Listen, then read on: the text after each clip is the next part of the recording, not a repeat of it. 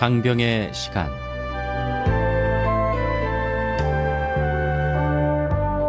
국방부 군종정책과에서 보내드리는 장병의 시간.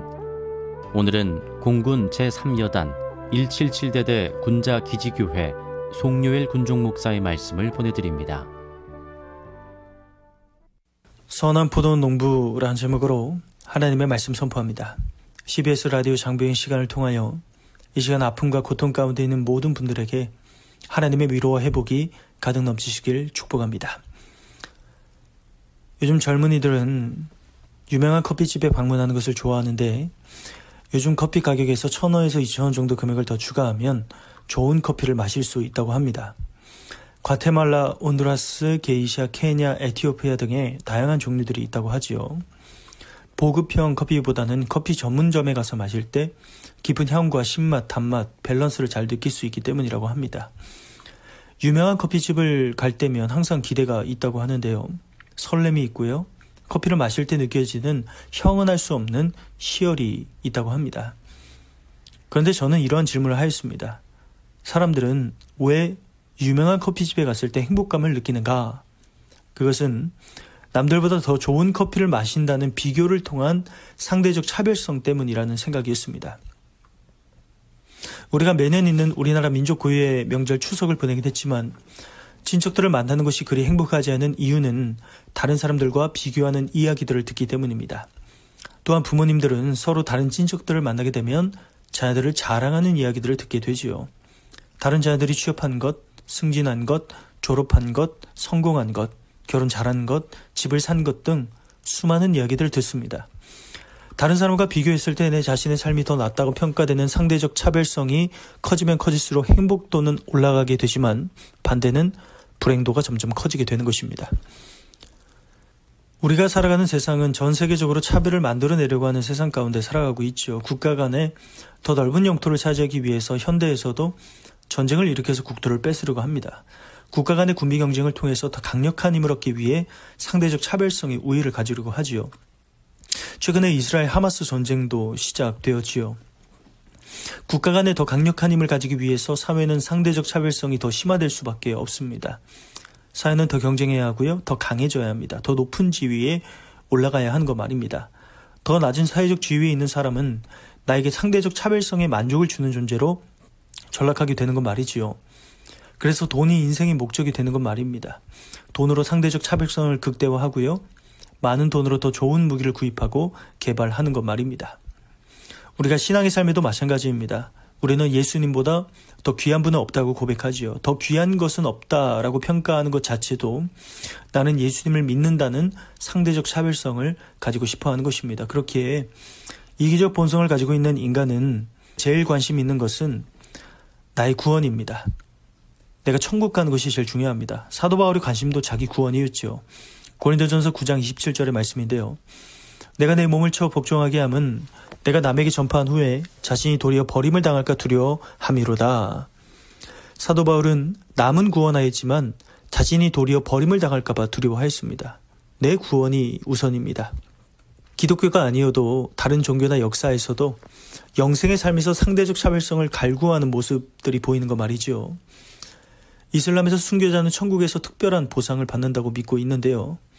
순교자에게 주어지는 행복과 보상은 하디스와 꾸란에서 언급됩니다. 심판 없이 즉시 천국에 입장하고요. 천국에서 높은 계급을 받으며 보상은 계속해서 증가한다고 합니다. 특별히 빛나는 의복을 입는다고 합니다. 천국에 들어가자마자 모든 죄가 사라진다고 합니다. 천국에서 특별한 계곡에 거주할 것이라고 하지요. 천국의 나무 그늘 아래에서 쉰다고 합니다. 또한 친척들을 중재자로 선택해서 천국의 계급을 올릴 수 있다고 하지요. 이슬람 극단주의자들은 이러한 이슬람 교리를 왜곡한다고 하지요. 또 이슬람 교리를 이용해서 그들의 폭력적인 행동을 정당화합니다. 순교자는 천국에서 72명의 처녀들을 만난다라는 주장인데요. 이슬람 원문 교리 중에 하나인 하디스에서 홀이라는 단어가 사용됩니다. 이것은 매우 아름다운 여성을 의미하지요. 이슬람 극단주의자들은 천국에서 상대적 차별성의 행복을 극대화해서 쾌락을 누리기 위해서 자신의 폭력적인 행동을 정당화할 뿐만 아니라 영생의 삶이 다른 어느 누구보다 상대적 차별성을 가지고 행복할 것이라는 믿음을 가지고 있습니다. 역사적으로도 진시 황제는 자신의 죽음을 두려워해서 자신을 죽지 않는 불사의 존재로 만들어줄 불로초를 찾아서 여러 번 대규모 원정을 했다고 전해지지요. 진시 황제는 요선이라는 그룹을 만들었습니다. 성숙하지 않은 청년들과 여성 청년들을 중국의 동해로 보내서 불로초를 찾게 했다고 전해지지요. 그러나 그들은 불로초를 찾지 못하고 다시 돌아오지도 않았다고 전해집니다. 전설에 따르면 진시 황제는 불로초를 찾지는 못했지만 영생을 얻기 위해서 다른 방법을 찾기 위해서 여러 가지 독약까지도 복용하였다고 하지요. 그로 인해서 그는 독약 복용의 부작용으로 일찍 죽게 되었다는 이야기도 있습니다. 진시 황제는 기원전 221년에 중국을 하나로 통일한 첫 번째 황제로 위대한 업적을 세운 인물임에도 불구하고 나라를 11년밖에 통치하지 못하고 죽게 됩니다. 인간은 상대적 차별성으로 인해서 다른 사람들보다 높은 존재, 더 강력한 존재로 되기를 소망하지요. 최근에 항저우 아시안게임이 열리게 되었지요. 스포츠를 통해서 육체적으로 더욱더 강인한 존재로 구별해서 금메달, 은메달, 동메달로 차별하는 것 말입니다. 인간 존재가 목표하는 최고의 차별성은 사람들이 나를 신적 존재와 같이 여겨주는 것이지요. 성경에 느부갓네살 왕은 고대 바벨론 제국의 유명한 왕이었습니다. 바벨론 제국은 그의 통치 아래의 전성기를 누렸지요. 느부갓네살 왕은 자신을 신으로 여깁니다. 교만하고 자만한 모습을 드러냅니다. 그는 자신을 닮은 거대한 황금상을 세우게 됩니다. 자신의 백성들에게 자신의 황금상을 숭배하고 절하도록 명령합니다. 그러나 다니엘과 그의 친구들은 느부갓네살 황제의 금신상에 절하기를 거부하지요. 다니엘서 4장의 느부갓네살 왕은 자신의 권위와 업적에 대해서 자랑하며 자만하고 교만합니다. 그래서 하나님께서 느부갓네살 왕에게 꿈으로 경고하지요. 큰 나무를 베어버리는 꿈을 주게 됩니다. 다니엘은 느부갓네살 왕에게 하나님의 심판을 예언합니다. 그래서 느부갓네살 왕은 7년 동안 정신이 혼미한 상태로 짐승처럼 살아갑니다. 그 뒤에 다시 정신을 차리게 되어서 하나님의 권능과 전지전능하심을 인정하게 되지요. 인간이 하는 모든 기대의 원천은 상대적 차별성입니다. 차별에 근거한 기대이죠. 모든 사람들이 나를 다른 존재로 특별한 사람으로 인정해주고 대우받고 싶어 하는 것이죠. 오늘 본문에 포도밭의 주인이신 하나님께서 포도 만드셨습니다. 포도밭의 주인은 외부의 위협으로 보호하기 위해서 울타리를 쳤습니다. 포도주 틀을 만들었습니다. 농부들에게 세를 주고 멀리 여행을 떠났습니다. 포도원의 주인이 울타리를 만들고 포도주 틀을 준비했다는 것은 포도밭에서 좋은 결실을 기대하며 노력했다는 것을 의미합니다. 하나님께서 우리들의 인생 가운데 많은 것들 주셨습니다. 생명 주셨습니다. 재능 주셨습니다. 인생의 기회 주셨습니다. 하나님의 편에서 보았을 때 좋은 결실들을 기대하며 주신 것이죠. 하나님께서 우리들의 인생 기대하십니다. 하나님께서 우리에게 무엇인가를 주신 이유는 하나님께서 기대하시는 분명한 목적이 있기 때문입니다. 나에게 젊음 주신 것은 젊음의 기대가 있습니다. 사회적 지위 주신 것은 그 지위를 통해서 하나님의 나라를 위해서 쓰여질 기대가 있으십니다. 나에게 군복무의 기회가 주어진 것은 군 복음화를 위해서 복음을 전하는 발이 되게 하시려는 기대가 있습니다. 그러나 때로는 내 마음의 상대적 차별성에 근거한 만족을 추구하고 기대하는 나의 연약한 모습은 없으십니까? 포도철의 포도원 주인은 자기 몫을 받아오라고 종들을 농부들에게 보냅니다. 그러자 농부들은 종들을 때리고 죽이고 돌로 쳤습니다. 주인이 아무리 많은 종들을 보내도 포도원 농부들은 종들을 핍박하지요. 하나님께서 날 향하신 인생의 기대와 내 인생의 기대가 다르다면 우리는 하나님께서 나에게 요구하시는 결실의 몫에 대해서 드리지 못하고 반역하고 하나님의 뜻과 반대로 죄악 가운데 살게 될 것입니다. 내 인생의 기대가 상대적 차별성에 근거한 만족만을 추구하며 살아간다면 오직 내 욕심을 채우며 살아가기 위해서 사는 것입니다. 그러나 욕심 많은 사람을 누가 좋아하겠습니까? 욕심 많은 사람과 사는 것보다 차라리 혼자 사는 것이 낫다고 성경에 말씀하고 있죠. 잠언 21장 19절의 말씀입니다. 다툼에 성내는 여인과 함께 사는 것보다 광야에서 사는 것이 나으니라. 다투기 좋아하는 여자와 사는 고통에 대해서 말씀하는데요. 다투기 좋아하는 성격의 근원은 두 가지로 함축할 수 있습니다. 욕심과 분노입니다. 잠언 28장 25절의 말씀인데요. 욕심이 많은 자는 다툼을 일으키나 여호와를 의지하는 자는 풍족하게 되느니라. 잠언 29장 22절에도 말씀합니다. 노하는 자는 다툼을 일으키고 성내는 자는 범죄함이 많으니라. 그러니까 우리가 상대적 차별성에 의해서 다른 사람들보다 더 높고 더 많은 것들을 누리지 못해서 시기 질투하고 욕심을 부리고 남들이 가지는 것을 내가 가지지 못해서 분노하는 것입니다.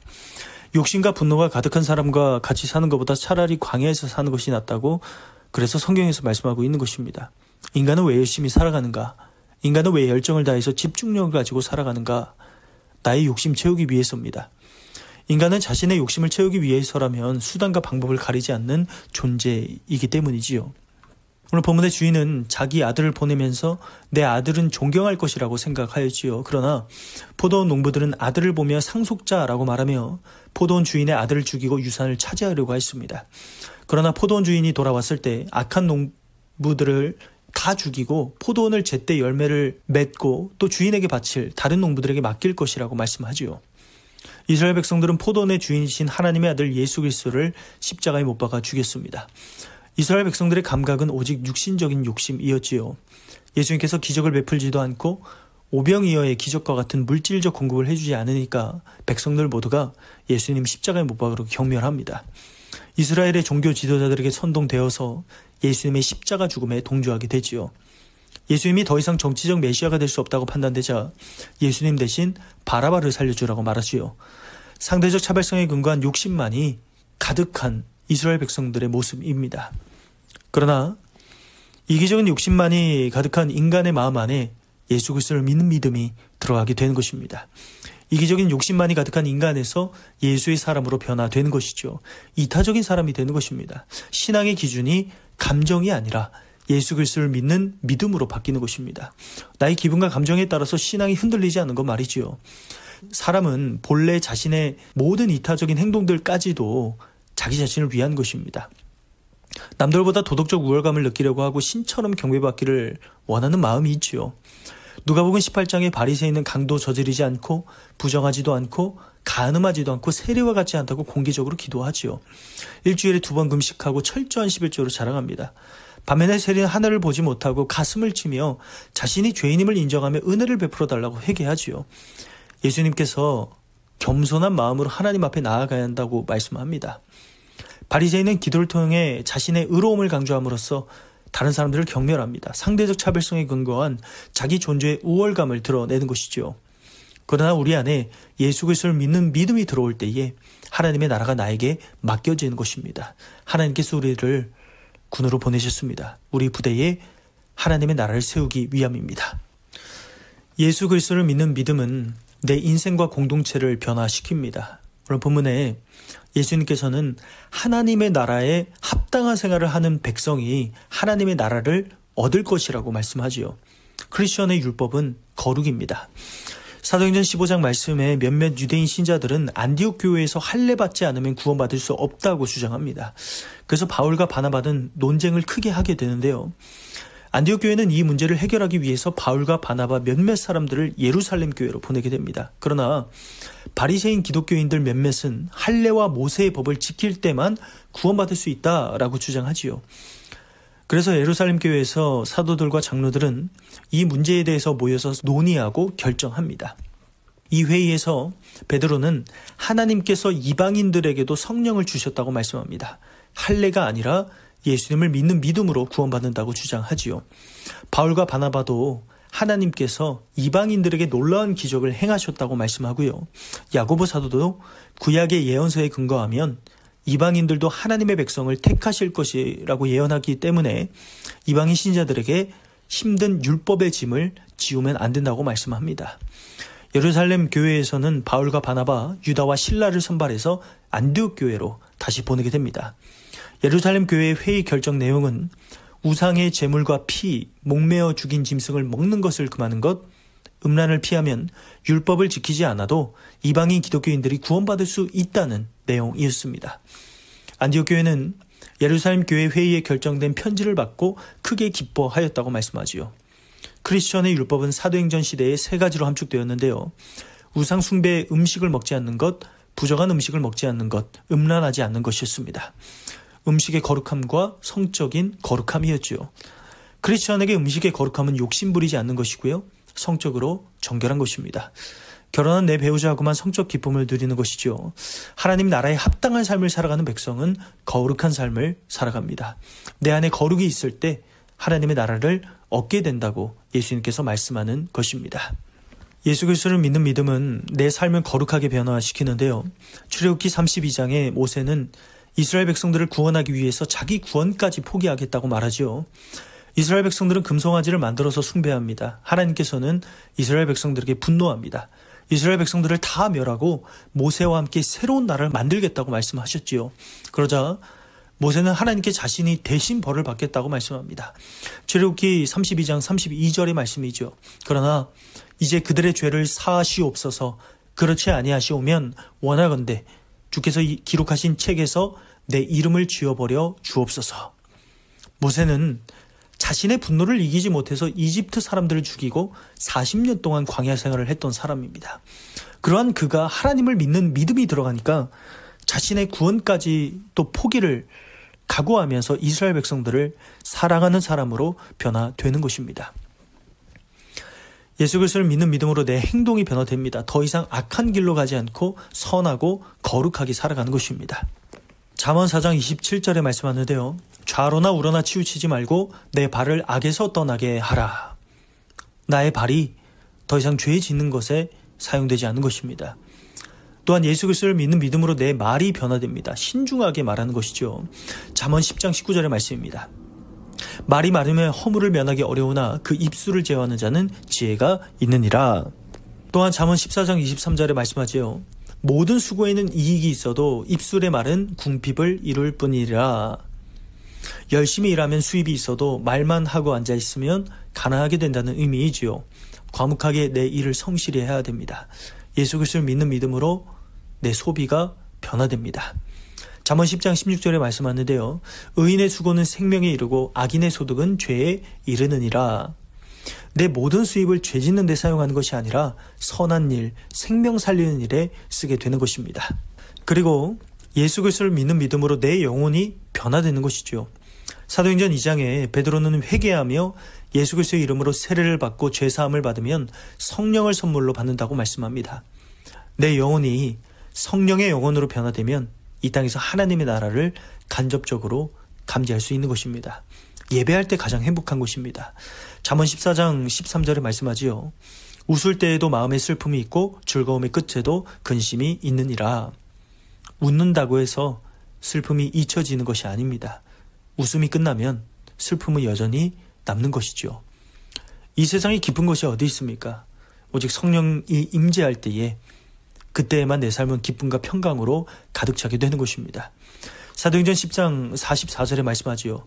베드로가 이 말을 할 때에 성령이 말씀 듣는 모든 사람에게 내려오시니, 말씀이 육신이 되세요 내려오신 예수 그리스도를 믿는 믿음이 내 안에 들어올 때에 성령이 역사하게 되는 것입니다.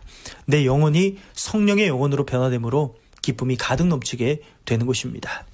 예수님을 믿는 믿음이 들어가면 더 이상 상대적 차별성에 근거한 나의 존재적 우월감의 기쁨을 누리려고 하지 않을 것입니다.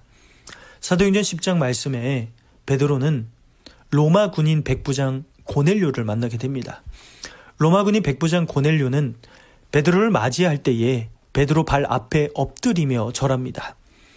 그때 베드로는 고넬료에게 자신도 사람이라고 일어나라고 말을 하지요. 예수님을 믿는 믿음이 들어가면 더 이상 경배받고 싶지 않은 것입니다. 나를 사람으로 인정하게 되는 것입니다. 사도행전 14장 말씀에 루스드라에 태어나면서부터 안진뱅이가 된 사람이 있었습니다. 사도 바울은 설교하면서 그를 주시합니다. 안진뱅이에게 고침을 받을 만한 믿음이 있는 것을 보게 되는데요.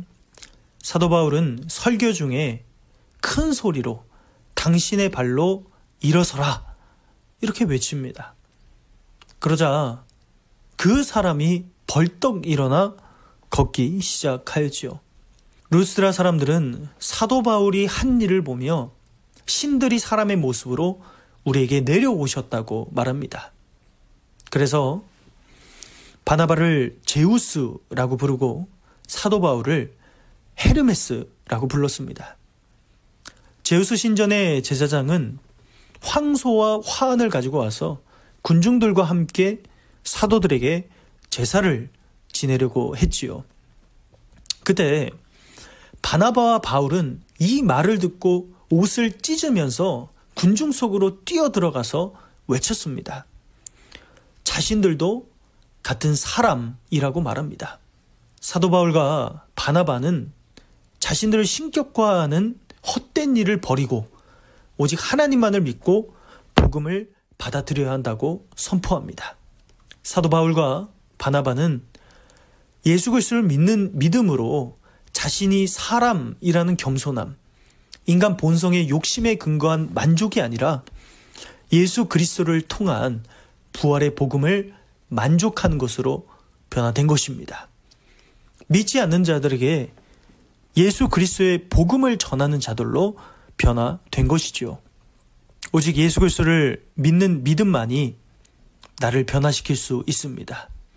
예수 그리스도를 믿는 믿음으로 변화된 내 삶은 이 나라와 민족, 공동체를 변화시킬 수 있는 것이죠. 내 공동체를 변화시킬 수 있는 힘은 오직 예수 그리스도를 믿는 믿음 그리고 복음밖에 없습니다. 잠언 14장 1절에 말씀하지요. 지혜로운 여인은 자기 집을 세우되 미련한 여인은 자기 손으로 그것을 허느니라. 지혜로운 여자는 가정을 행복하게 세워가지만 미련한 여자는 스스로 가정을 파괴한다는 말씀의 뜻입니다. 내 가정과 우리 군교회 공동체를 행복하게 세워나갈 수 있는 방법은 복음밖에 없습니다. 예수 그리스도를 믿는 믿음밖에 없습니다. 우리 가정을 믿음의 가정, 우리 군교회를 복음의 공동체로 세워나가서 군 복음화를 위해서 복음 전하는 주의 백성들, 하나님의 자녀들 다 되시기를 주의 이름으로 축원합니다.